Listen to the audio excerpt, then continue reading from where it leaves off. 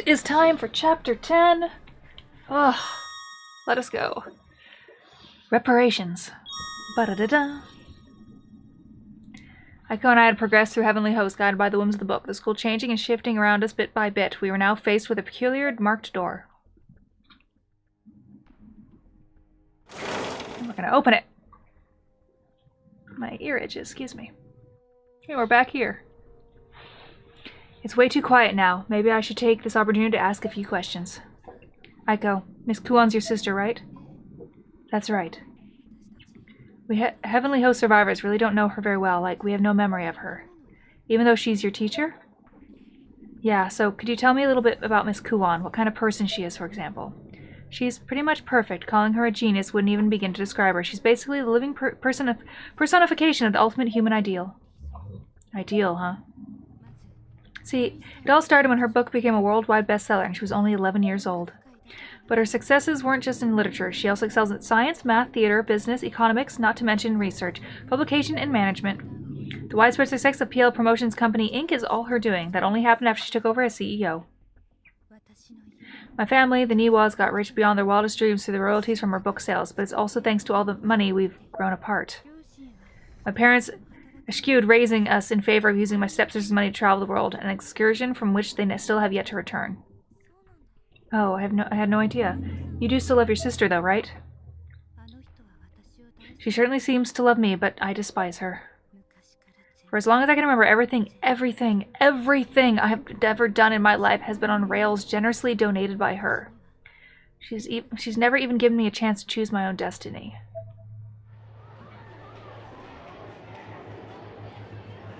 Once when she and I were out at the shopping mall, looking to buy new underwear, there was an incident while I was trying on a new bra. I like this one. I think I'll take it. She just stuck her hand into the dressing room through the curtain. Oh my. And then as if it weren't bad enough, she came right on in. Oh, no. Come now, if you don't coordinate, your whole assemble will be ruined. And don't try to tell me you're too young to concern yourself with such things. Age will pass you by and hold you down if you're not careful. You've heard the saying, right? The unpreparedness is one's greatest enemy. Well, this is your moment to show unpreparedness who's boss. Try this one. She left the dressing room for only a moment, but now handed me a luxurious, elegant, lacy bra from the gap between the curtains. This isn't... I complained, but I knew I'd eventually have to try it on anyway, so I just broke down and did it. See, it totally suits you, and it's my treat, so I hope you enjoy it. Oh, you're just so cute. You'll do anything I say, won't you? Well, you are a good girl, so you understand that my suggestions are for the best, right? Right? Kuon's smile was so pure and sweet, it almost scary. She has all the privilege and all the pleasures of life, plus our parents love to boot. Everything goes to her and nothing comes to me. She had me in a pretty dark place for a while, in fact, but right now, when things were looking their darkest, I came to discover the existence of spirit items, and I was instantly hooked. One thing led to another, and before I knew it, I'd become a certifiable occult nut. You can't even imagine how excited I was when I learned that I had spiritual power my sister didn't. This is my world. It's a source of strength that I came upon fair and square. My spirit item auction sales hit some pretty extravagant numbers too, which certainly helped. But then she did it again. She managed to get a foothold in this field too, and instantly became a bigger name than I was, and that really pisses me off. I had no idea. She certainly does seem larger than life. Well, in all honesty, I don't really know her all that well myself. Huh? Righteousness taken to extremes can become a form of evil all its own, and when evil gets pure enough, it can be a person's salvation. You see this in every last corner of the world. The answer to everything under the sun isn't always the right answer, you know what I mean? Sure.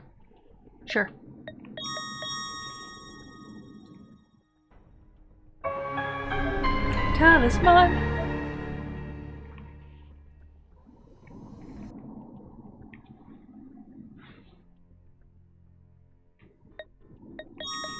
A save to a save, alright. That's an eyeball! These tremors certainly are getting intense, aren't they? The school is probably starting to break down. Do you think it's the seventh pillar? It has awakened. Huh? Who's there? It's the book. The Book of Shadows is talking. The Nirvana has awakened. The Nirvana, you mean the core of the souls of the witches. It can sense our approach. The Pillar 2 reacts to the Nirvana.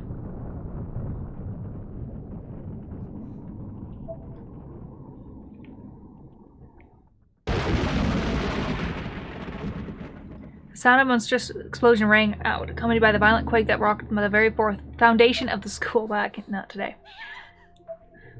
This earthquake had triggered an unfortunate side effect. The hole connecting to the underground passage had been completely sealed off. This meant that Mochida and the others would have no choice but to find another way out. Where are we? Which part of Heavenly Host is this? That's a very good... It looks like this other corridor. That's a very good question.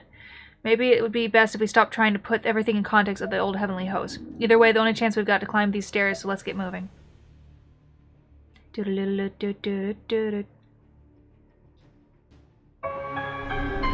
Fukazawa. Unknown, various parts of the body appear to have been eaten. Ooh. Yes, the floor is looking at us.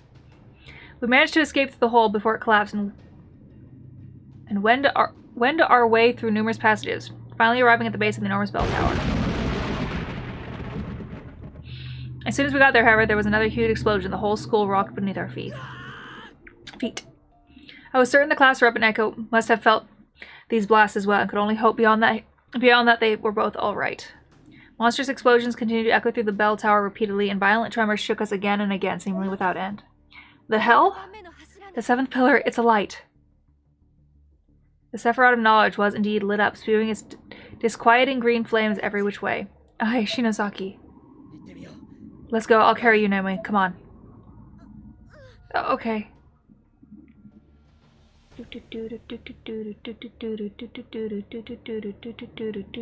Gotta run my back, getting tired. This bitch is kinda heavy.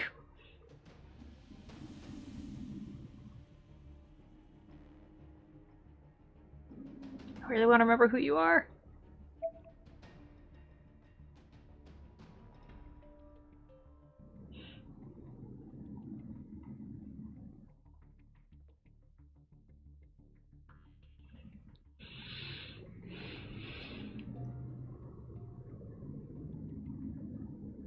She hurt her eye. She didn't hurt her leg. She can walk, I promise you.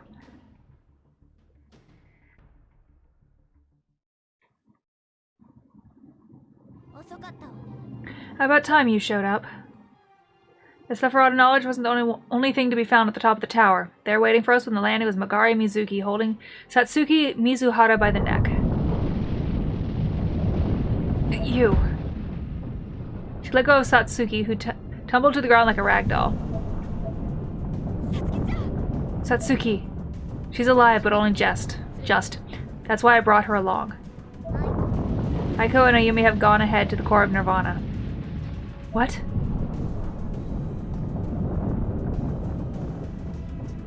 This world doesn't exactly follow the rules of the human logic and intellect. See? The Sephiroth knowledge is reacting to Nirvana's awakening. The school's only got another few minutes at best. If you don't want to get crushed, you should probably use your Ever After stones to get the fuck out of here. What about you? Sachi broke mine. Magari flashed a bitter smile and showed off the rubble that was once a pair of Ever After stones. She seemed almost proud of what she'd been through. Miss Cohen then produced her custom-made PL promotion stones, which had also seen better days. They were full of cracks, with a strange blue gas seeping out here and there. Same here, I'm afraid. Rather than to gain spiritual energy, mine are losing it as we speak. You serious? Miss Kuon.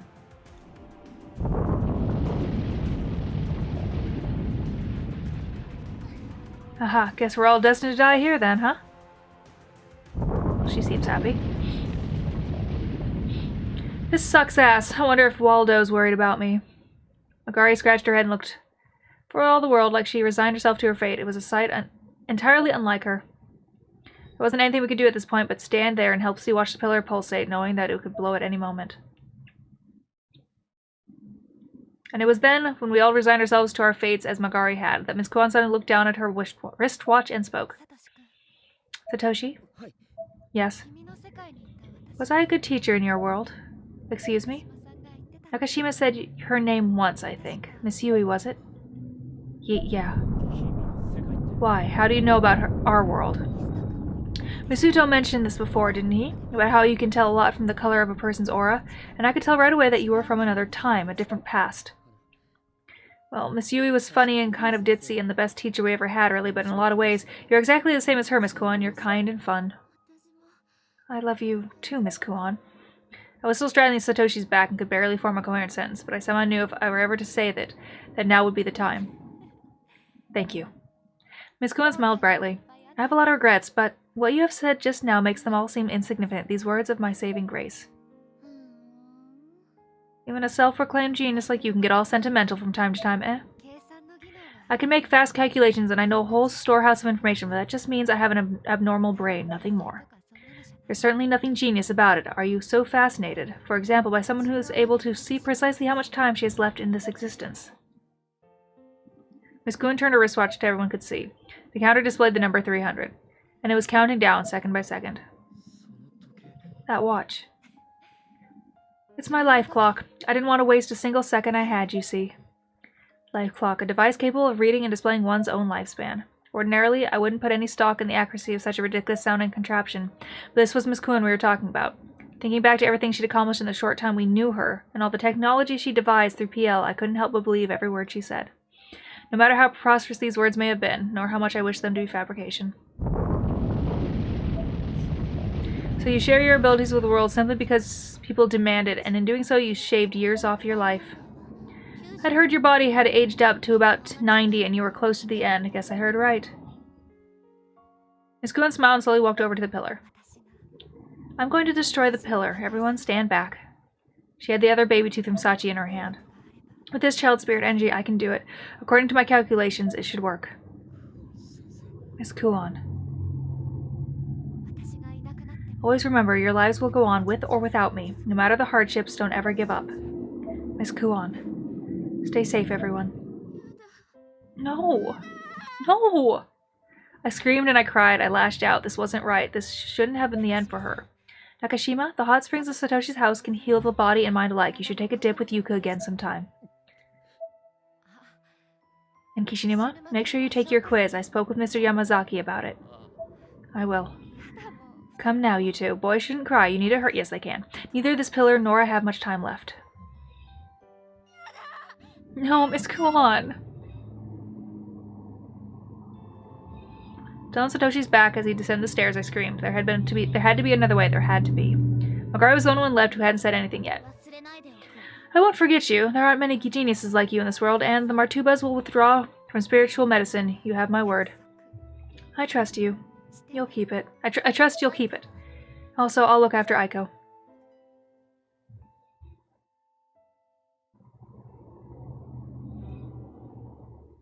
And with that, Magari followed us downstairs, away from the pillar.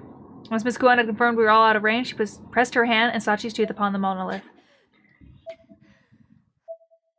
She suddenly began to breathe heavier, as if she were running out of air. Her years were physically catching up to her all at once, and she began to feel as old as her body appeared.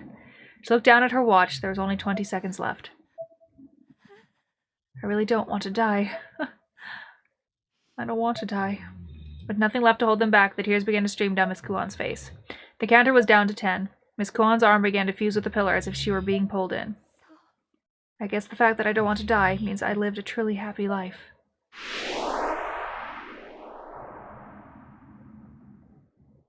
The upper portion of the bell tower lit up with a blinding flash and exploded with a tremendous force. The entire school shook harder than ever. Each of us was blown clean off the stairs and knocked unconscious in the process. A piece of heavenly host blew out, leaving an enormous crater in its wake. Oh my. A dimension of empty expanse, bright and white. A world without a single sound. There I stood, dumbfounded. I couldn't speak. Where am I, is what I wanted to say. Satoshi! Miss Kuon.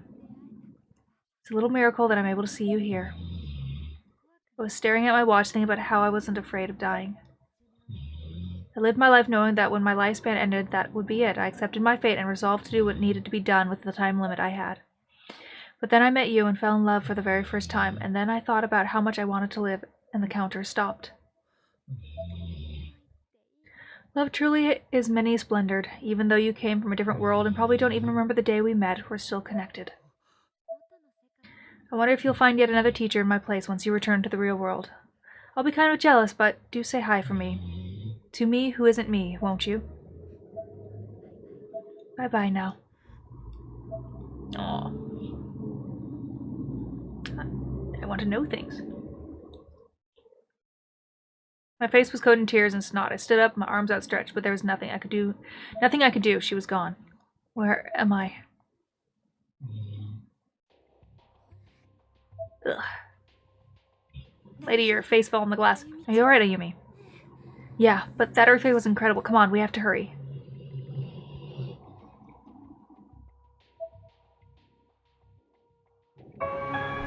Nanako Hayami. Decapitated by door while peering out into hallway. What the fuck was that? Something came after me.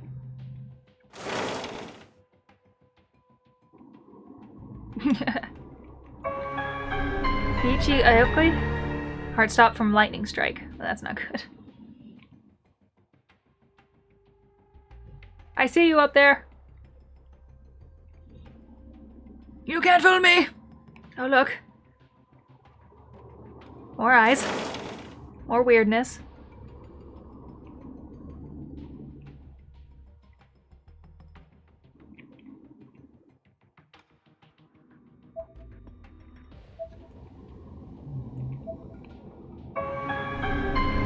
Futhark document 4 obtained. What?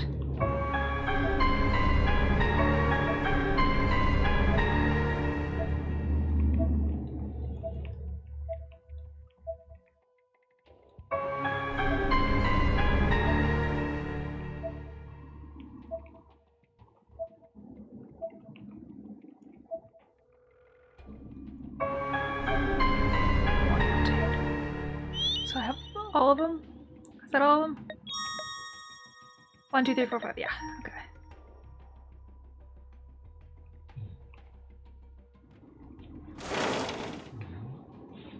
I don't know who's Waldo. Where's Waldo? Ow! Sir, it was rude.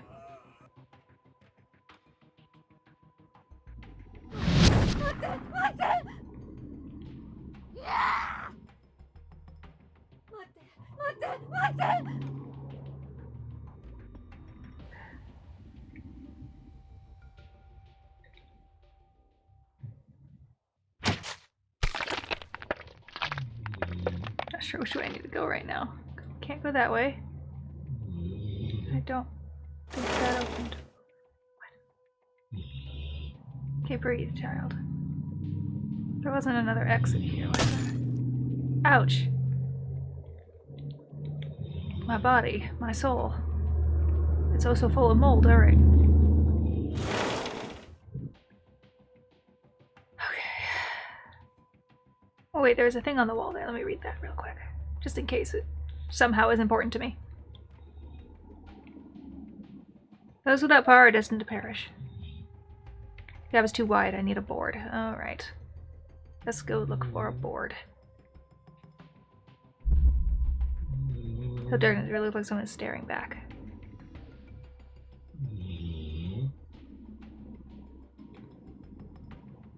I need a board. Disappear inside a building in a moment. Again, bloodstains. Glass ball obtained.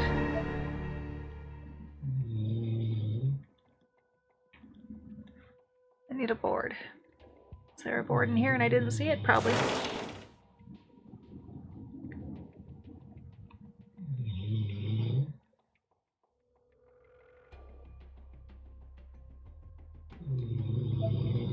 Thank you for killing me. I'm going to die now. Goodbye. Okay. Cool. Great. Thanks.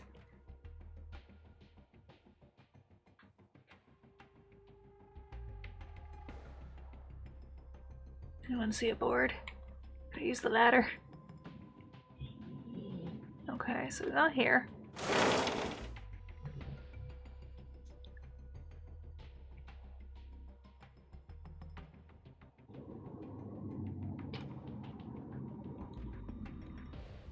See a board? I don't want to see a board. Okay, maybe I go backwards. Can I go back in? I can. Alright. So I need a board.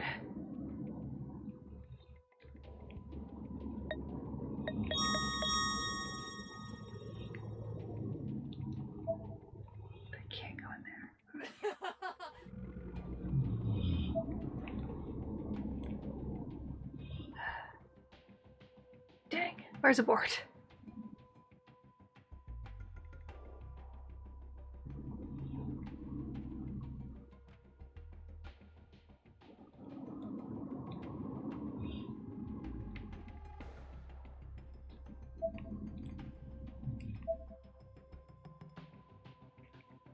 Just a rope here.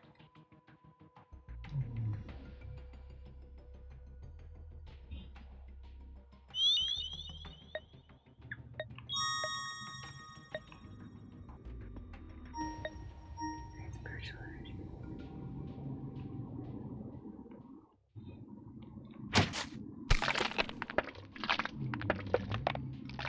I need a board.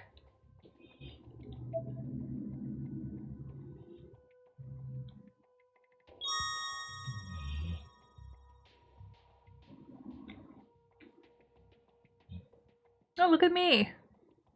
Aha! A random loose board. Yay us.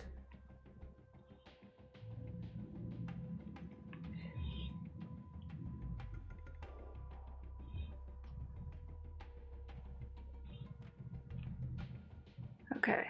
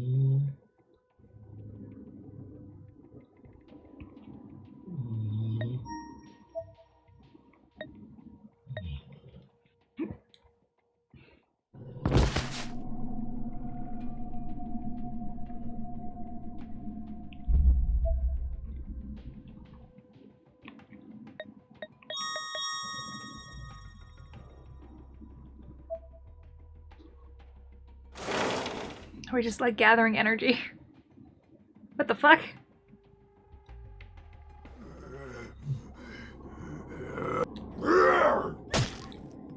Ouch. Okay, buddy. Okay, that's not working.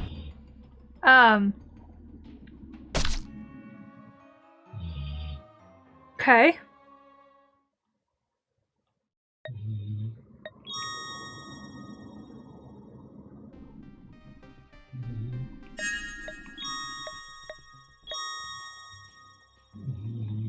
Crystal Room of Death? Yes. Crystal Room of Death.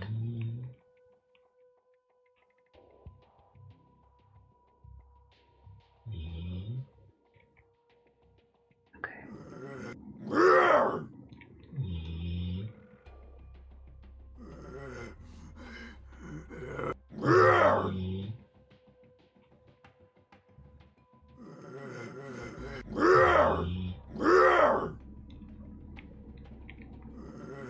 Oh no. Oh, she's dead. I stopped. She stopped. I'm gonna have to figure out the maze. Stop running, sir. It's already been done. The deed is over.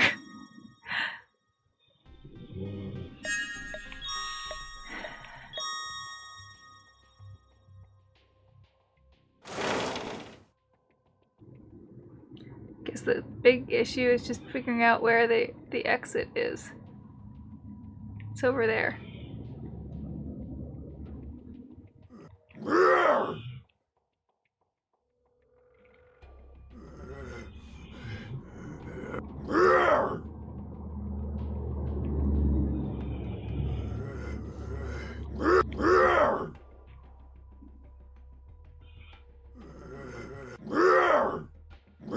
Oh no.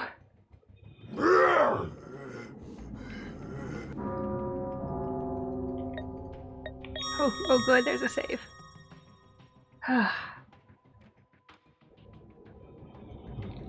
Name tag. Tetsuya Miyazawa Died swiftly but of an unknown cause. Body was skewered post-mortem. Tomasa Maeda. Died swiftly. Hiroki Iwasawa.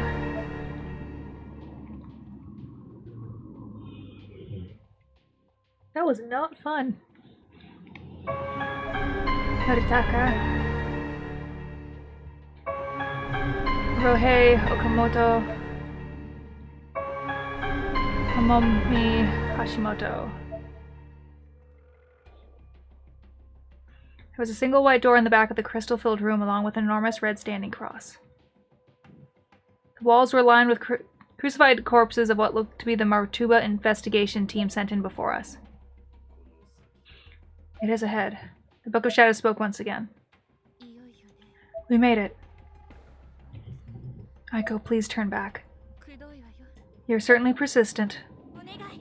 Please, I mean it. If you don't, there's a good chance you're going to get in my way. Aiko was at loss for words. I'm sorry. I draped my head and apologized for the sudden outburst. I'd intended to be looking for Aiko, manufacturing an excuse to keep her out of harm's way, but it came across harshly. It worked, however. Aiko hung back and I stepped through the door on my own. Crows! I am the murder queen. Inside was another realm entirely, one in which heaven and earth alike sat in ruins. The sky was a twisted coil of red and black, and the ground, or what was left of it, was little more than black mass. The floorboards from the school stretched before me, converging at a shining staircase leading up into the unknown. And high above all else loomed a conspicuous object, shining brightest of all. Is that the Nirvana? Shinozaki!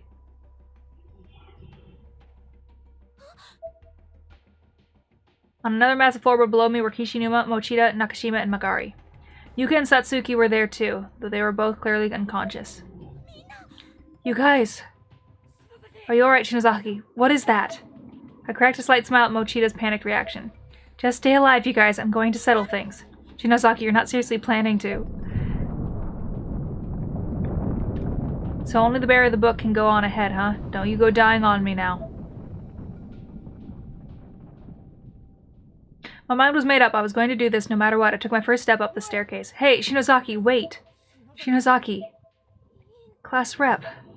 Nakashima addressed me with much effort, as she still seemed to be in a tremendous pain. It was admittedly some comfort to receive so much support from my friends. Bye, guys.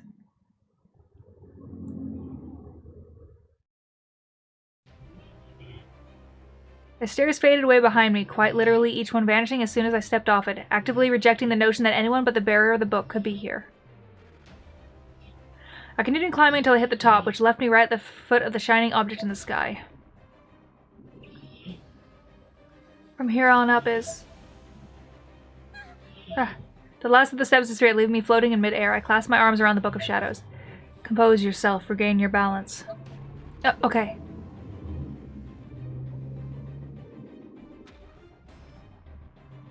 I tucked the book under my arm and started leveling myself out a bit. Almost immediately my vision began to blur. It looked like the world around me was melting. It took me a moment to realize that it was actually motion blur due to the extreme rate of speed in which I was flying. The shining object was getting closer and closer. I'm really scared, but I'm not going to lose this. I've done a lot of hesitating, a lot of running away, and a lot of regretting up until now.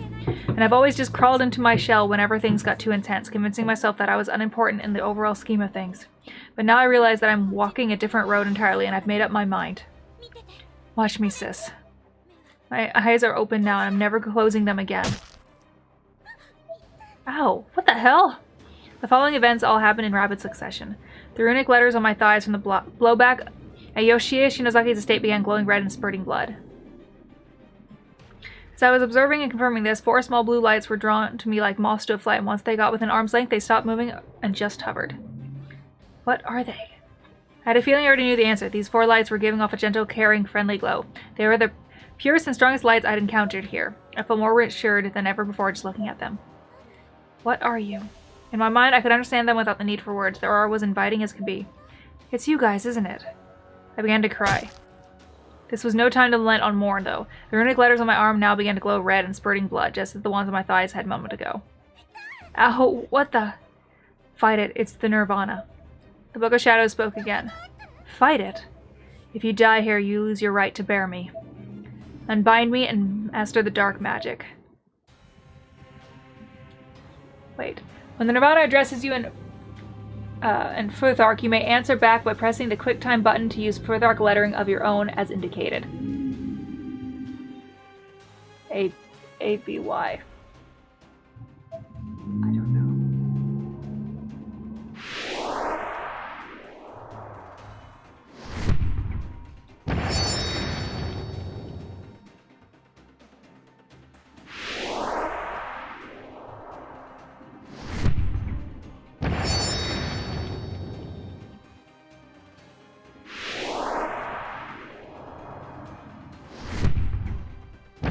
I don't know what I'm doing.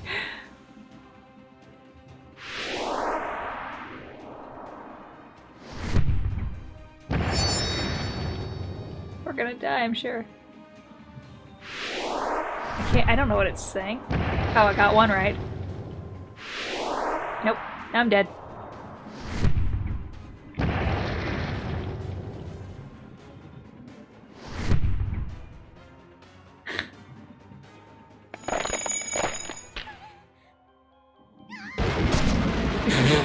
She just blows up.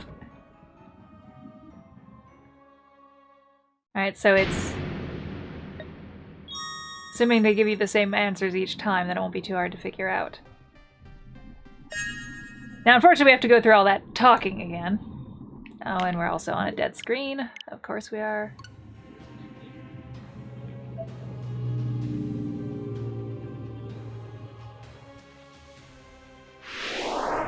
Wrong.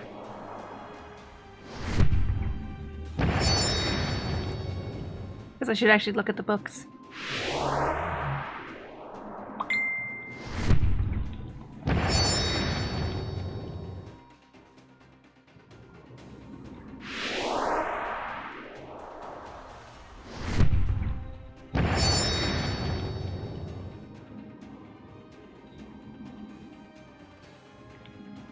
Unfortunately, I can't read them, and I might not be able to read them in time.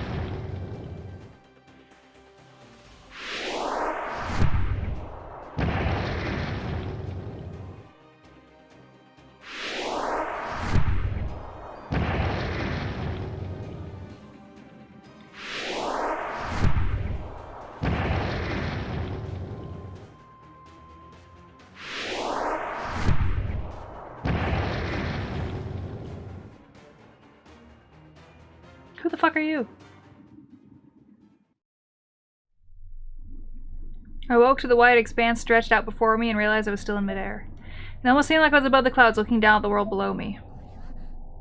What is that? Finally, the light from the book shadows faded, its power spent. I immediately lost my balance and fell through the sea of clouds, landing with a thump.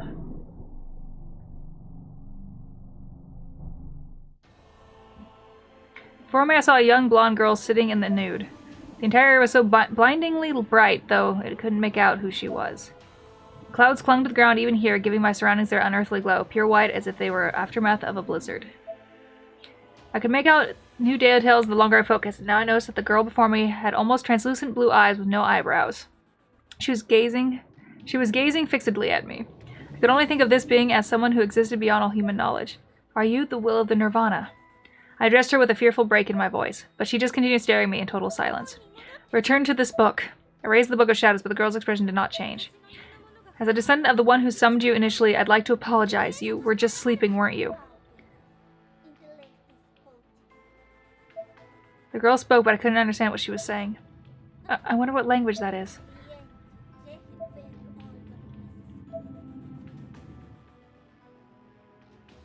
Naked! The girl stood and began... I thought the other girl didn't wear enough clothes. The girl stood and began approaching me. I tried to take a step back, but tripped and fell. This is when I first noticed my surroundings. The clouds had receded a bit, revealing no snow froth, but a thick forest of half-dead trees. The girl approached me slowly, one step at a time, in almost rhythmic manner. Her mouth opened wide.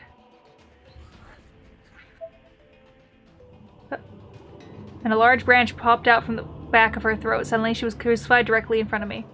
Blood splattered everywhere. I was completely drenched.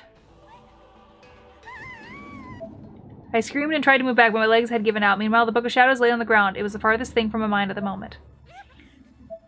Then from behind the skewered girl, I caught sight of another girl who looked just like her flaming body hanging from a tree. It swung very slightly in place, creaking and groaning with each revolution. Ah.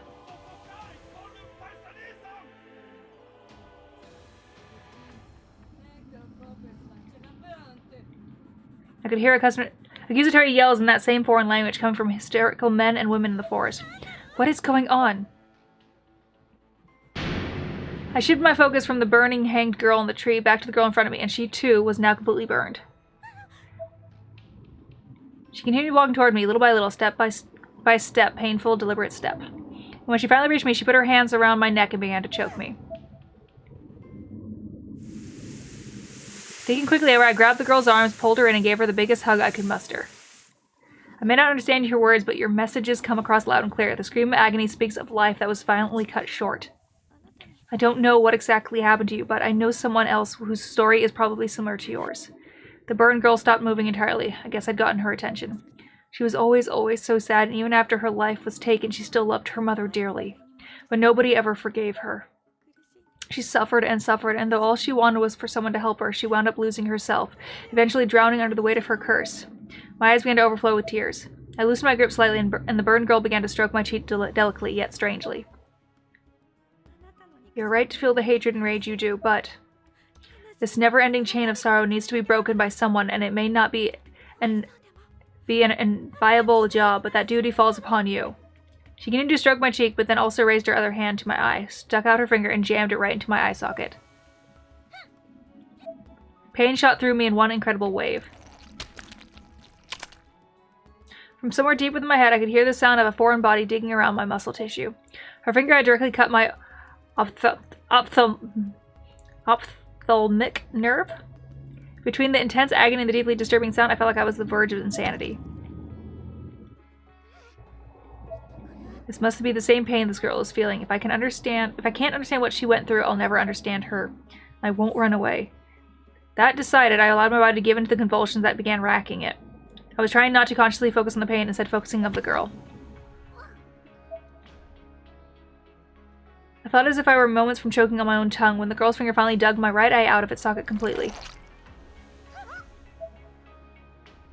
Words could not describe the extreme pain. I cramped up completely and began shivering. The girl then put the sticky, bloody eyeball in her palm, displaying it triumphantly in view of my other eye for a moment before squeezing it with every ounce of strength she had. It still had some elasticity to it, so it expanded in her hand until its length had roughly doubled, but it would only take so much, eventually exploding into a milky white and red goo. Yet I still refused to show any signs of intimidation. I did not react. I waited until the girl's eyes met mine, then flashed her a soft smile. She looked genuinely puzzled. And then she threw herself at me and our lips met. Well, that's weird.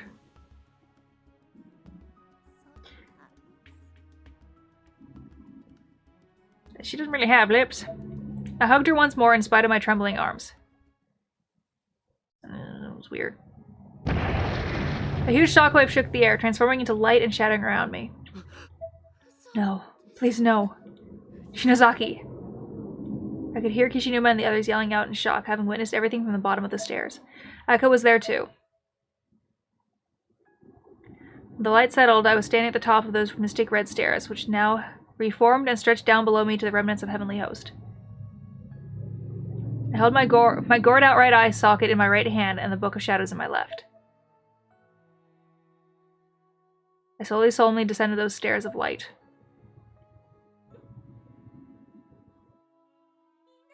Guys. Shinozaki, you're okay. Class rep.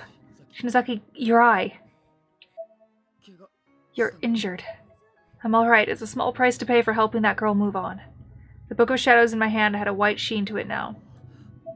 I gave a weak smile and slowly formulated in my mind the exact words I wanted to say. I'm sorry, everyone.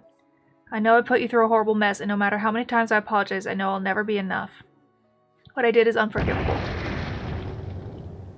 But I won't let you guys get hurt anymore. I'll protect you from here in this nirvana. What are you saying? Did something happen, Shinozaki? This doesn't seem like you. Don't worry, I'm okay. I just resolved to protect the people I hold dear for real this time. Hey, Shinozaki. You shouldn't have seen especially perturbed by this resolution. He must have thought I was on the verge of sacrificing myself for the greater good or something, and rightly so. But the section of floor where I stood was up too high for Kishinuma or any of the others to reach me. They couldn't stop me, not anymore. Shinozaki? I'm a descendant of the Shinozaki family, too. So just like Sachiko, I'm going to swallow this nirvana and seal it away. Like Sachiko, you can't possibly— No! I'd been too embarrassed to look my friend in the eye while informing them of this, but I knew I had to now. It was my last chance. I looked up at them, cheeks a little red. I guess this is goodbye. I giggled as playfully as I could. Enough with this bullshit, Shinozaki. You've been through enough already. Don't do this. Kishinuma was downright hysterical, but I still kept the same bright smile on my face. I wouldn't let go of it no matter what. It's not all bad, you know. I saw in Yoshie's memories. Before Heavenly Host was made, when Sachiko sealed away the nirvana, the person it was created for, whose existence had been erased, was able to get it back.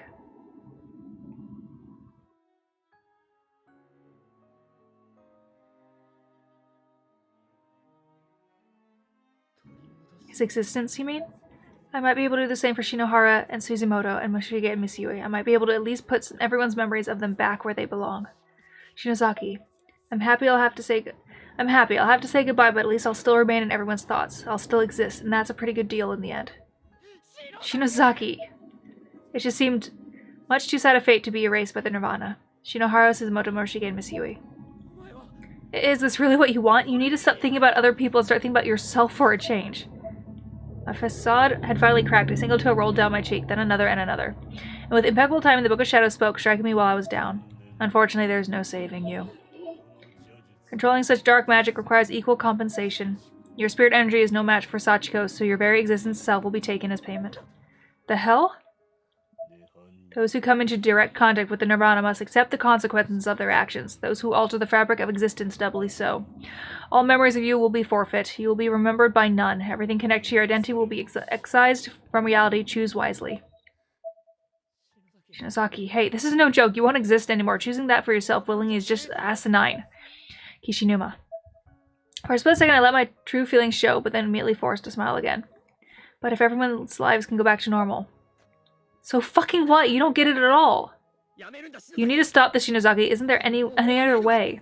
Yeah, class rep, I don't want to lose you or anyone else. I'm through with people vanishing from my life, so please just don't do this.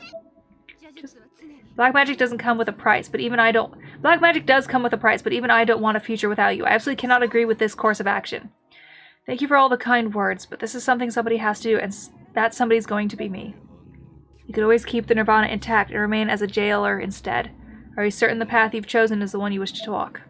I won't leave this problem for the next generation to deal with. That just wouldn't be right. It wouldn't. Then I shall accompany you. But can a normal human like yourself truly consume this expanded nirvana? I just have to swallow it all, right? I can handle that.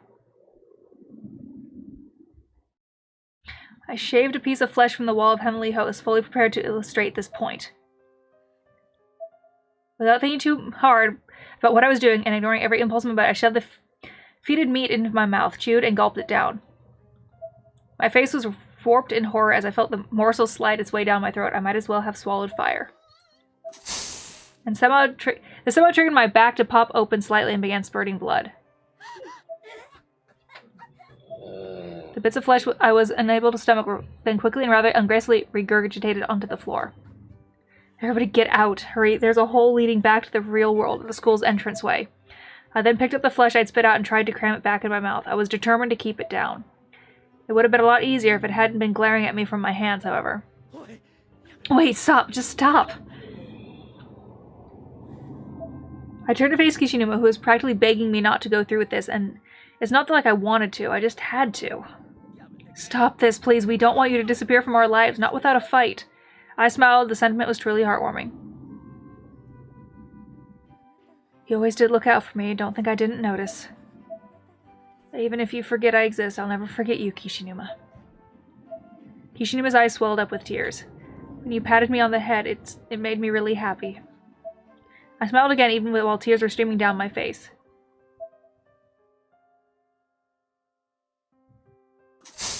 This time, after swallowing the wall meat, blood began spurting from my head. Yet finally my actions seemed to be having an effect as the wall in front of me began to fizzle away into a blood-red mist, all of me vanishing before my eyes. Yep. Come on, Iris. Thank you. Hi, boo-boo.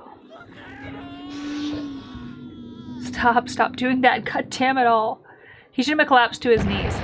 Another shockwave rocked the whole of the dimension. It was so enormous that the ceiling fell and the nearby wall began to crack. Oh, lay down.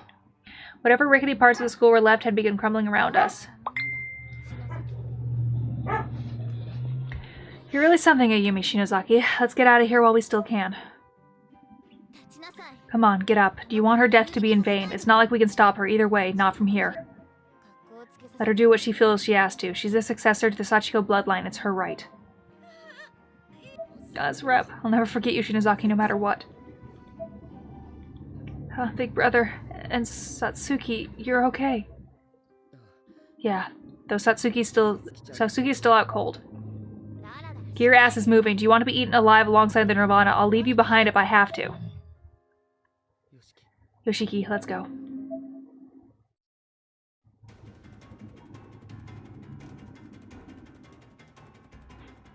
Before he left the area, Kishinuma looked back one last time. But I was out of sight by that point.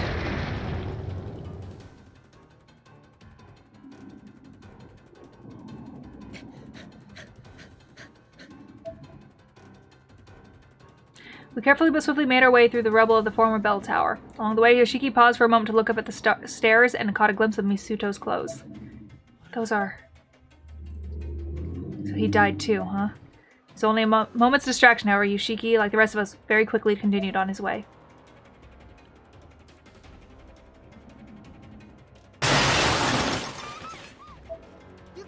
Yuka! Big brother, I'm scared. It's just a little farther. We can make it. But we have to hurry. Yoshiki got up to follow, but instead just stood there. He wouldn't take a single step. Hishinuma, what's wrong? Naomi's still on my back. Saw Naomi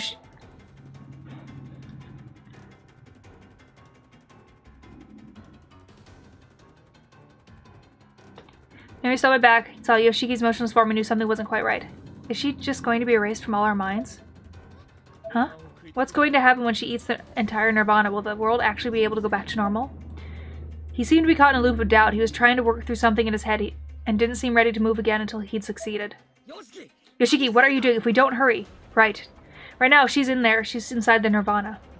Oh, Yoshiki. Wait. He turned back toward the ruins of Heavenly Host and ran off. You guys get the hell out of here. Oh, Yoshiki. And just like that, he was gone, fallen rubble blocking us off from the passage he darted into. God, no. Yoshiki. Try as we might, there was no pursuing him. He'd made his choice, and there was nothing we could do to change his mind now. We have no choice. We have to go now. The pool began to shake even more violently. Not only was it shaking, but creaking and groaning as well. The school was definitely not going to stay intact for much longer at all. The red and black sky began to get sucked into Heavenly Host like smoke into the exhaust vent, with a beautiful, clear night scenery in the real world peeking out from behind it.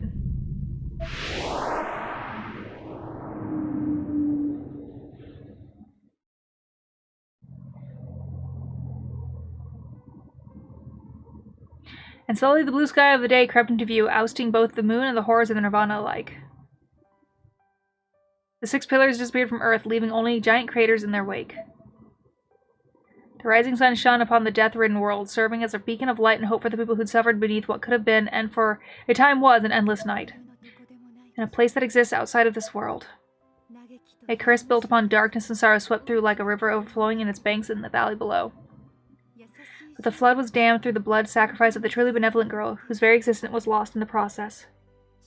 The fate to die cannot be overturned.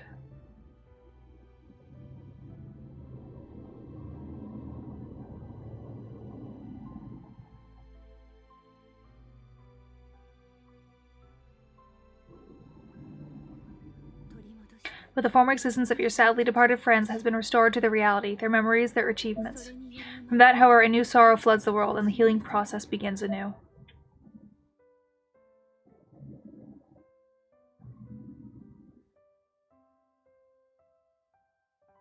Yeah, because, you know, bringing them back and making everybody sad that they're just missing is such a better idea.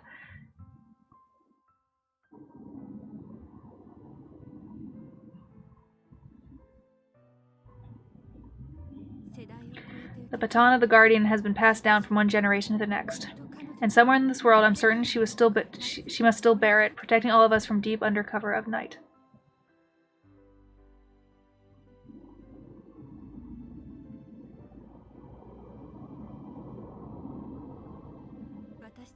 She's been erased from our memories, however, so wherever she is, there can only be truly a communication between us again. But in this future, where countless worlds and fates have merged...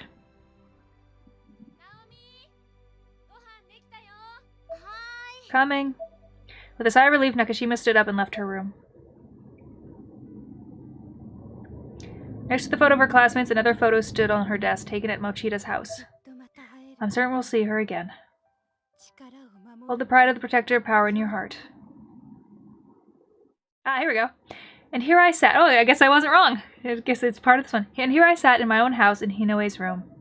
And in the corner in a wheelchair, expressionless and empty, with the Book of Shadows on my lap. There was no fire in my eyes, no life. I just sat and stared at a single point in front of me. Book of Shadows can use make everybody happy. The reflection of staring back from the mirror wasn't me. It was Sachi, the girl in black. Sachi's eyes were covered by her bangs. Her expression was impossible to read. She was unmoving, unreadable, untenable, just a reflection of me. I'll protect everyone best even if it's by myself. The Book of Shadow in my hands darted its eyes around frantically, its tongue dangling limply outside the frame of the tome itself. The house sat in silence for a moment. And then the doorbell rang again. The reflection in the mirror was no longer Sachi, it was just a Yumi, just me. The Book of Shadows reverted to, showing itself once more a plain, ordinary, entirely standard leather-bound book. The blue-white stones were tossed up into the air where they danced a bit before tumbling back down. I could easily catch them with one hand. I looked up at the White House in front of me and smiled a toothy grin, and I held onto those stones tightly, for they were the precious ever-after stones. Finally, I found it. Oh, he did something.